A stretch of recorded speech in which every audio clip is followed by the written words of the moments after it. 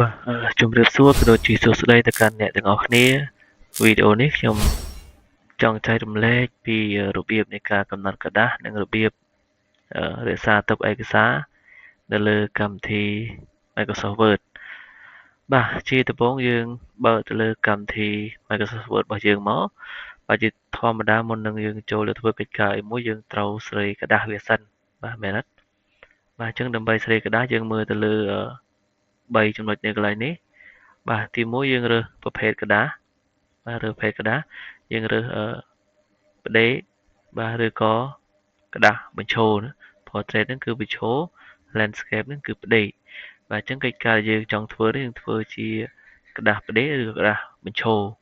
បាទទី2យើងរើសទៅលើ size យើងរើសទៅលើជាទូទៅយើងប្រើ A4 បាទយើងរើស A4 មកហើយមួយទៀតយើងមើលទៅលើ margin បាទ margin នៅកន្លែងនេះបាទន័យថាយើងចង់ទុកក្បាលលើហ្នឹងបាទ top ហ្នឹងប្រមាណបាទ2សង់ទីម៉ែត្រឬក៏ប្រមាណស្រេចនៅលើយើងស្រឡាញ់ឆ្វេងស្ដាំហើយក្រោមអីយើងទៅលើយើងរើសបាទអញ្ចឹងខ្ញុំរើសយកនេះចុះយើងព្រោះខ្ញុំអត់ចង់ទុកក្បាលលើធំហើយក្រោមធំទេយើងទុកទៅ1.27សង់ទីម៉ែត្រហ្នឹងមកបាទអញ្ចឹងប៉ុណ្្នឹងបានបាទនេះគឺរបៀបទី1នៃការកំណត់ក្រដាស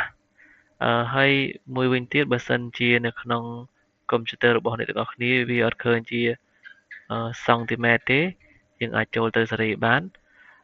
ប៉ុន្តែខ្ញុំនឹងបង្ហាញនៅវីដេអូក្រោយមួយទៀតបាទអញ្ចឹងយើងចូលទៅរបៀបទី2គឺរបៀបនៃការរក្សាទុកឯកសារបាទអញ្ចឹងពេលដែលយើងធ្វើកិច្ចការយើងចប់សពគ្រប់អស់ហើយបាទយើងសេរីក្រដាសហើយយើងធ្វើកិច្ចការចប់សពគ្រប់អស់ហើយយើងចង់រក្សាទុក